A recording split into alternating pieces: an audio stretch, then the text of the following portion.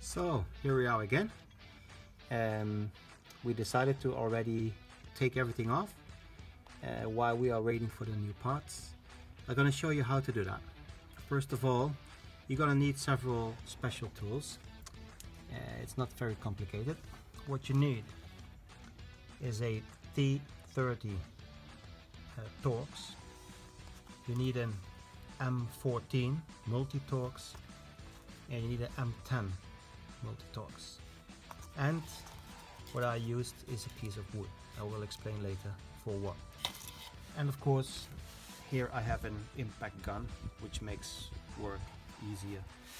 So first, what you want to do is you're going to take off the tensor. And as you understand, I already took everything off to make the video a lot easier. But it's not very complicated. So you remove those 3 screws, 1, 2 and 3. Those are the T30 Torx. So we remove this one in the middle.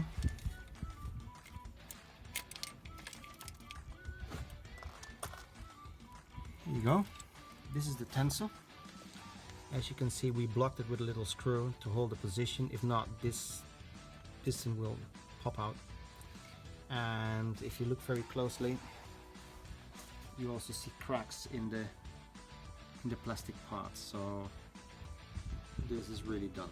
Okay. So that's one. The next thing you want to do is remove the rest of the sprockets. This one is very easy because it's a fixed position. You need a T10 and an impact gun, and you take it out easy.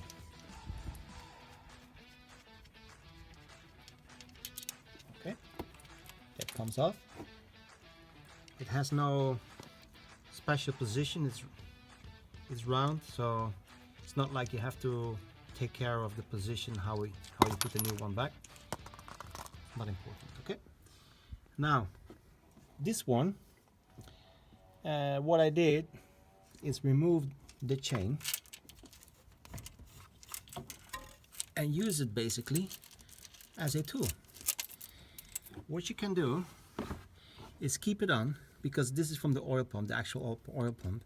If you have a pair of pliers, you'll hold the position with the key, with the chain around it, and then with the impact gun, remove the bolt in the center.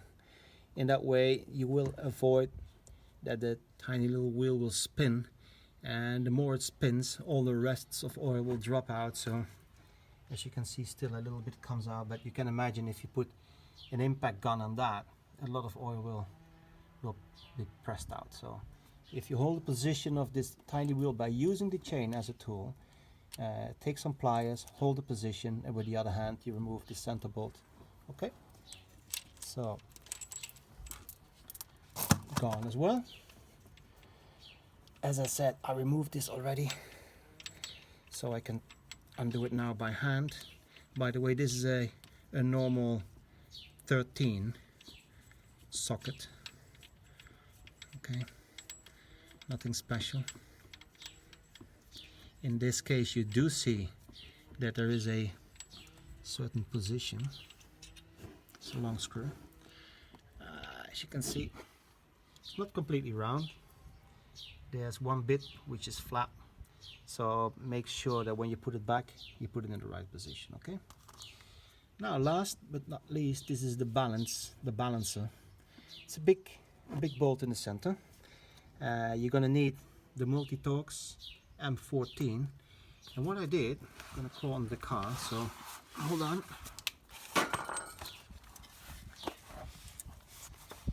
You see that this balancer on the other side has a big flat part. You see that? Now, this is a place where you put a piece of wood.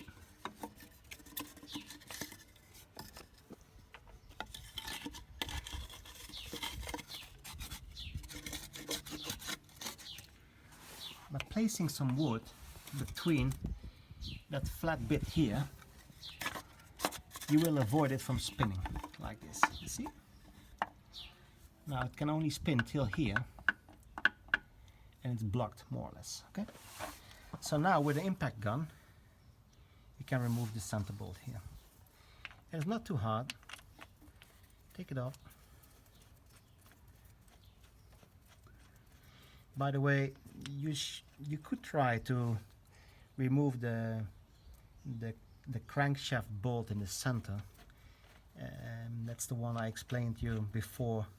That takes a lot of effort and force, but it's not going to work with a standard impact gun. You're really going to need one of these big guys they use in truck centers or whatsoever. If not, you can forget it. Okay, here it comes. Again, long bolt. There it is. Now this is interesting. Can you imagine this supposed to be a sprocket? Now you can see there's nothing left. All the teeth are gone. But on top of that, you see two deep lines scratched inside the surface, completely gone. It doesn't even look like a sprocket. Can you imagine that in its earlier life it had a shape something like this? So that explains where all the metal parts came from. So now we have everything empty and we are ready to put the new parts on. See you later. So here we are again. We received the package. For those who wants to know what the number is, it's from the brand V.A.G, and this is the article number. Maybe it's useful. As you can see, this is the timing chain kit. Well, this kit contains, as you can see, a new tensor, 3 sprockets, the left, the one in the middle, and the right one, and of course the new chain. Here we go. Well, we checked the chain and we saw very obvious that this chain, which is new of course, is shorter than the old one. If you put them next to each other, you can see that this one is definitely stretched out. And above everything, you can also see, if you look very close on the chain itself, that there are pieces missing, and even those little bushes around it, they fall apart. So this chain is gone. Okay, well, we're going to put everything back together, and as we saw in the last video, it's quite straightforward. We don't gonna change the sprocket of the crankshaft because that's still in a good condition, so we're going to change the other 3. Okay, and in this case, well, there are kits available with 4 sprockets, but as you understand, this car now has more than 300,000 kilometers. It's 13 years old, and I think after this repairment it will be good for another so many years, and it will serve what it's done for. So don't worry, when everything is put back together, we will continue with the video. See you later. Now here we have the final result. As you can see, we fitted all 3 of the new sprockets, the chain and the tensor. Well, the best order to do is that you start with this one, because you can use the old chain to hold the position of the sprocket, and then you can tie up the bolt. Then you can still, without the chain on it, you can change the position of the balance shaft, and then you can still block it with a piece of wood, and then you put some power on the screw to tie it properly. Then you can put the chain around it, and last one you put there, the last sprocket is there on position. Just click it in the position, put the screw in, and tie everything up.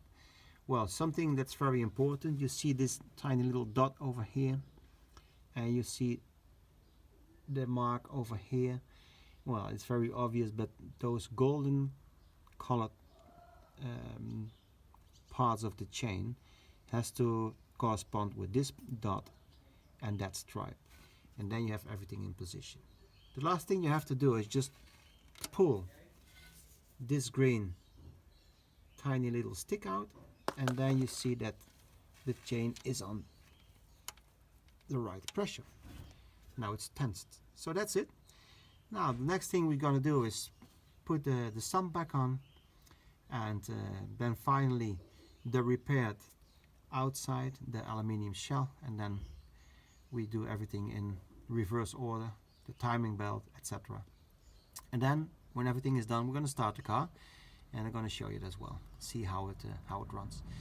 One latest advice: if your car is really very shaky and vibrating, that could be a very clear sign that this sprocket is completely gone. I showed you there was nothing left of it, and then this balance shaft is not moving at all, and that could be a clear indication why your car is vibrating and shaking a lot. So if that's the case in your car, then it's worth to have a look at the condition of the chain.